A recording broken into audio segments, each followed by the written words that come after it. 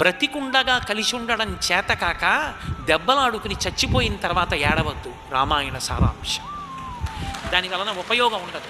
ప్రవచనం చేసేటప్పుడు అలా బ్రతకద్దని చెప్పడానికి పనికొస్తుంది.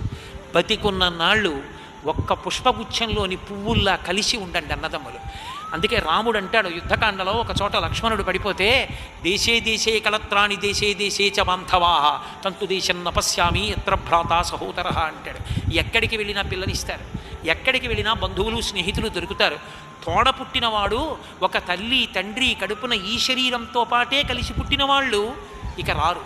వాళ్ళు ఈ జన్మకి వాళ్ళు ఒక్కళ్ళే. వాళ్ళే నా తమ్ముడు అని పరిచయం చేస్తే వాడే, మా అక్క అంటే అదే, మా చెల్లి అంటే అదే. నాతో కలిసి పుట్టిన వాళ్ళు వాళ్ళే. నాకు అక్క అయ్యేవాళ్ళు, తమ్ముడు అయ్యేవాళ్ళు, అన్న అయ్యేవాళ్ళు ఉండొచ్చు, కానీ ప్రధాన స్థానాలు అవి రక్త సంబంధం అయినప్పుడు ఆ స్థానాలు దెబ్బలాడుకుంటే